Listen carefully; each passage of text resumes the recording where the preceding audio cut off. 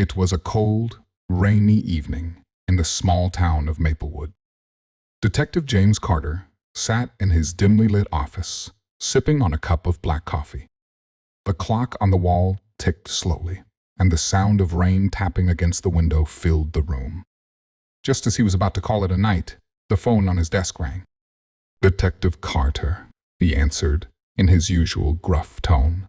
"Detective, you need to come to 47 Elm Street immediately." "There's been an incident," said a panicked voice on the other end. It was Officer Linda, one of the newer recruits at the Maplewood Police Department. Without wasting a moment, Carter grabbed his coat and hat and headed out into the rain. When he arrived at 47 Elm Street, he found a small crowd gathered outside a modest two-story house. The flashing lights of police cars illuminated the scene. Inside the house, Carter was led to the living room, where a young woman sat on the couch, visibly shaken. Her name was Emily Parker, a 28-year-old graphic designer. "What happened here?" Carter asked, pulling out his notebook. Emily took a deep breath. "Someone's been stalking me through my smartphone. At first, it was just weird messages and calls from unknown numbers. But tonight they sent me a photo of myself, taken inside my own house. I don't know how they did it, but they're watching me." Carter frowned. "Have you noticed anything unusual about your phone? Any new apps or strange behavior?" Emily nodded.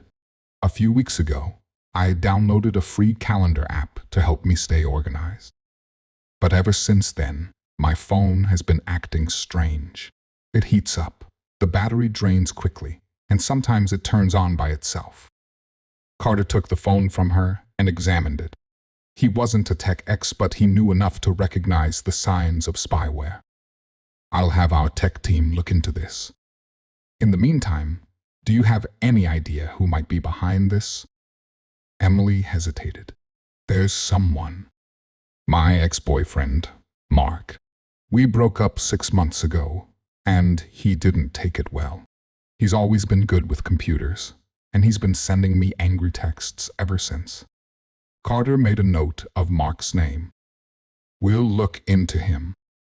For now, I suggest you stay somewhere safe. Do you have a friend or family member you can stay with?" Emily nodded. "My sister lives across town. I'll go there tonight."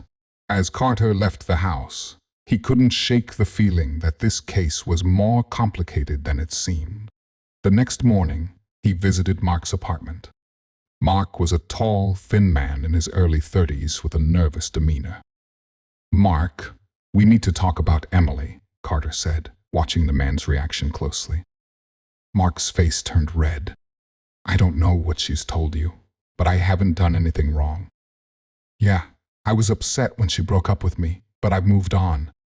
Carter raised an eyebrow. "Are you sure about that?"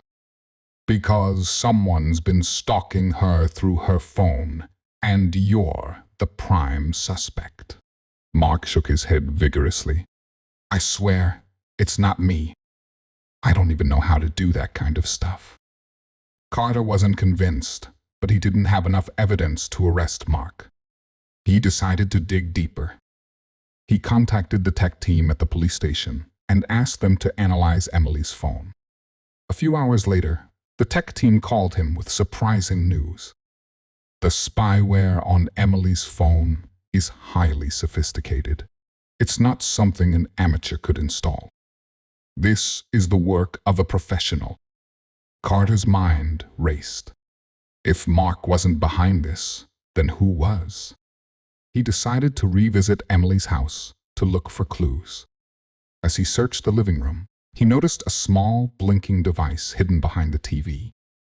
It was a hidden camera. "Emily, did you know about this?" he asked, showing her the device. Emily's eyes widened in shock. "No, I had no idea that was there." Carter's suspicion grew. He began to wonder if Emily was hiding something. He decided to check her background and discovered that she had recently been involved in a high-profile lawsuit against her former employer, a tech company called NextGen. Carter paid a visit to NextGen's headquarters and spoke to the CEO, Mr. Thompson. "Emily Parker used to work here, didn't she?" Carter asked. Mr. Thompson nodded. "Yes, she did. But she was let go after she filed a lawsuit against us. She claimed we stole her designs, but the case was dismissed due to lack of evidence." Carter narrowed his eyes. "Did you have any reason to spy on her after she left?" Mr. Thompson looked offended. "Of course not. We're a reputable company. We don't engage in such activities." Carter wasn't sure if he believed him, but he didn't have any proof. As he left the building, he received a call from Officer Linda. "Detective, we've found something." The spyware on Emily's phone was traced back to an IP address. It belongs to a private investigator named Robert Kane. Carter's heart raced. He knew Robert Kane well. He was a shady character who often worked for wealthy clients. Carter paid a visit to Kane's office, where he found the man sitting at his desk, looking smug. "Carter, what brings you here?" Kane asked, with a sly smile. "Cut the act, Kane. We know you're behind the spyware on Emily Parker's phone." "Who hired you?" Kane leaned back in his chair. "I don't know what you're talking about." Carter slammed his hands on the desk. "Don't play games with me, Kane. This is serious." Kane sighed. All right. I was hired by NextGen. They wanted to keep an eye on Emily after the lawsuit. They were worried she might try to expose some of their questionable practices." Carter's jaw tightened. "You're under arrest for illegal surveillance." As Carter left the office with Kane in handcuffs, he couldn't help but feel a sense of satisfaction. The case was solved, but it left a bitter taste in his mouth.